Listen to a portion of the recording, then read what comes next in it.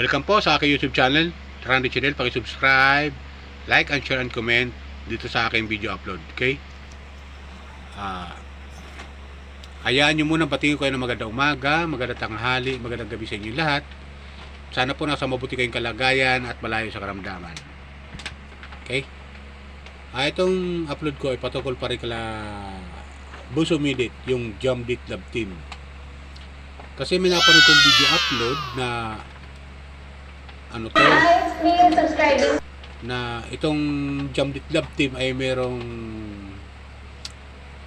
song para sa kanila. Yung kanta ba na tag dito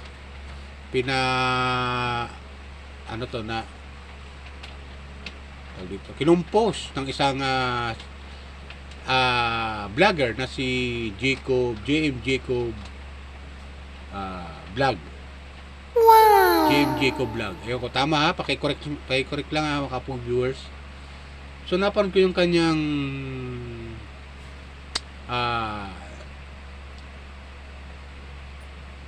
yung kanyang kinumpos na kanta para kay Jam Dit, kay James at kay Midit. Maganda ha, maganda kapong viewers. Maganda yung kanyang yung kanyang tag dito. Kinumpos sa kanta para kay Midit at James, yung Jam Dit Love Team niya. Suportahan po natin si Jacob, kapwa ko viewers. Alam nyo, may mga ganun talaga tao na kusa talagang gagawa talaga ng paraan para i-promote lalo itong Jam Dit Love Team. Hello diba? po. Hindi katakataka yun kapwa viewers. Hindi katakataka yun. Bakit? Nasabi kong ganun. Isa na nag-promote sa kanila sa Jam Dit Love Team ay si Kuya Bal. Bagamat marami doon sa nabasa sa comment ko na hindi lang nagustuhan yung pagpo-promote ni Kuya Bal, pero natin sila mapipigilan. Diba kapwa viewers? Natin sila mapipigilan kasi nga opinion nila yun at karapatan nila mag-comment. Ang ganda lang naman yun, comment lang naman kung mababasa naman ni Kuya Bal, siya naman ang uunawa doon sa sitwasyon na nag-comment tungkol kay sa Jam Dit Love Team. Pero para sa akin, sa ginawa ni Kuya Bal, kapwa ko viewers, sa Jam Dit Love Team, nakakatuwa yun na ginawa niya. Bakit kamo? Ipinopromote niya yung Jam Dit Love Team. Sabi niya, ayan inggit kayo may love team na ang Jam Dit, ayan si Midit saka si James. Ayan di ba ganun 'yon?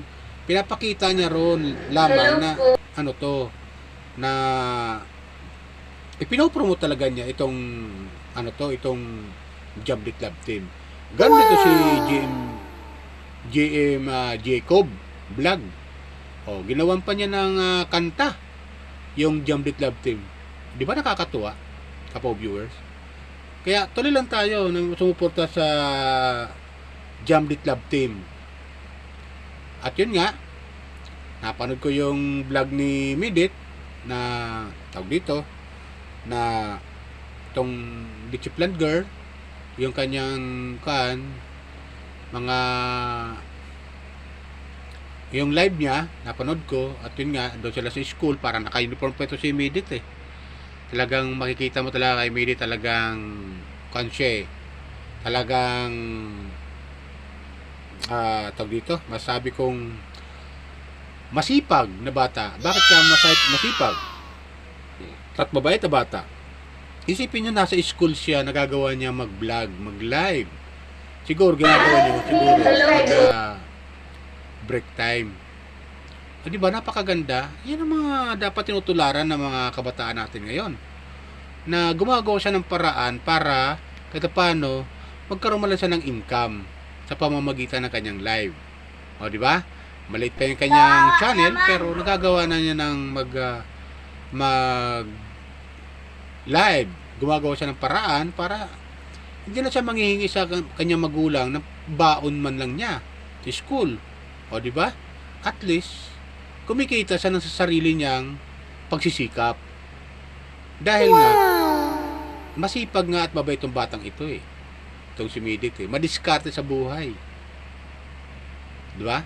Hindi lang madiskarte, mabait pa, at handang tumulong sa mga kabayan natin na nangangailangan. At tao sa puso niya yung pagtulong.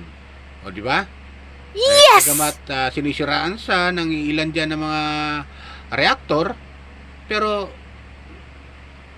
sa kabila nun, hindi niya pinapansin yung mga ganon. At tuloy lang siya sa kanyang pagla-live at pagtulong o pagkawang gawa sa mga kababayan natin bilang isang charity vlogger itong si Midit. Masabi natin si Midit ay small charity vlogger pa lang kasi kukunti pala yung kanyang subscriber. Di ba, kapo viewers? Napakaganda yung ginagawa ni Midit. Kaya tuloy lang natin yung pagsuporta sa kanya. Di ba? Yung mga naninira dyan eh, pabayaan natin sila. Karapatan nila yon. Kung naninira na sila kay Midit o gusto lang hatakin si Midit pababa or yung Jamlit Love Team para hindi tangkilikin, eh, karapatan nila yon. Dahil nasa social media tayo. Matanggapin na lang natin katotohanan na naiinggit talaga sila kay Midit. Naiinggit talaga. Yan ang talagang totoo nun. Naiinggit sila. Diba, kapo viewers? Hello po. Kaya tuloy lang tayo ng suporta kay Midit. Huwag nating pabayaan na yung mga vlog nila ay hindi natin mapanood, lalo yung mga solid supporter ng Jamlit Love Team. O di ba? Napakaganda nun. Supporter lang tayo kay Midit, kapag viewers. At saka yung mga yung mga ibang reactor na naninira kay Midit, eh bahala na sa kailaang ating Panginoon kung naninira, tuloy-tuloy pa rin paninira nila. Yung mga nagbibintang kay Midit na walang mga katotohanan, eh bahala na sa kanila ang ating Panginoon kung nagsasabi sila ng totoo o hindi. Di ba? Kaya hirap naman natin sila pigilan eh. Kung may sarili naman silang opinion, may sarili naman silang isip, eh diskarte nila yon, yung paninira nila. Basta tayo eh maging kalan tayo, maging mapagmasid lang tayo at ipagpatuloy lang natin yung pagsuporta kay Midit. Hayaan natin sila kung tuloy-tuloy paninira nila kay Midit, hayaan natin sila eh, ganoon talaga sila eh. Ugali na nila yan eh, manira eh, hindi na mawawala yan. Tsaka ano to, masabi ko talaga na itong mga tao na to hindi yan titigil sila sa pag-aalis pusta, pagbabalahura kay Midit dahil siguro na sarili nila eh gawain talaga nila yan. What? Diba? Eh kahit nakakasagasa sila ng tao, nangahamak sila ng tao, eh parang masaya sila ron sa ginagawa nila eh. Diba, kawo viewers? Doon sila masaya eh. Kaya ang gawin lang natin, ipabayaan natin sila. Magsasawa rin yan. Ano mat anuman eh, mananahimik din yan. Di ba? Kasi itong mga reaktor na to, inggit na inggit talaga kay Midit, lalo sa Jamlit Love Team. Ayaw nila na mag-click yung Jamlit Love Team. Hello po. Sa ginagawa nila, ayun. Nasa 93,000 na yata yung Jamlit Love Team. Yung first date lang ha. O, plus yung nasusundan pa na date nila. O, mataas na rin. Kasi nga,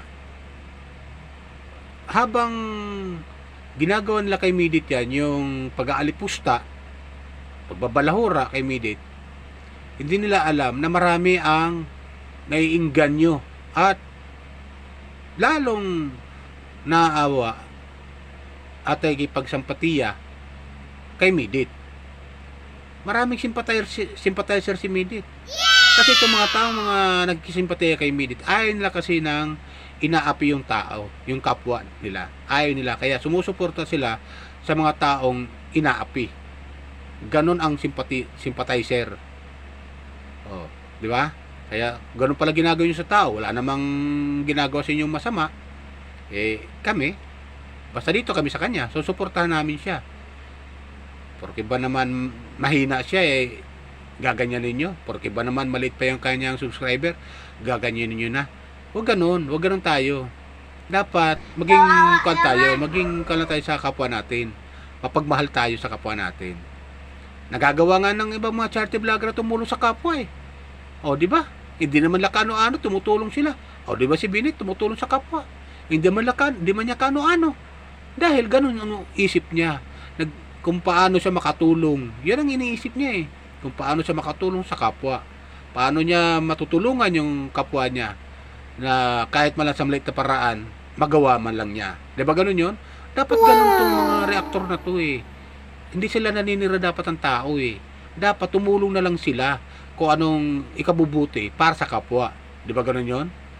Pero ganun pa man, kapwa viewers, tuloy lang tayo suporta kay Midit. Shoutout Midit sa iyo Jamdit Love Team, shoutout. Lahat ng Kalingap supporter, lahat ng Pugong Biyahero supporter, welcome po kayo sa aking YouTube channel. Lahat ng supporter ng Katikram, welcome po kayo sa aking YouTube channel. Lahat ng supporter at sumusuporta kay Midit, Bunso Midit, welcome po kayo sa aking YouTube channel. At paalala ko lang po, baka meron pang hindi na pag-subscribe sa aking YouTube channel, nanonood, ay pakisusunod lang po, like and share and comment dito sa aking video upload. Okay? Yan lang po. Bye! Ingat po tayo lagi. Pagpalain po tayo ng po may kapal.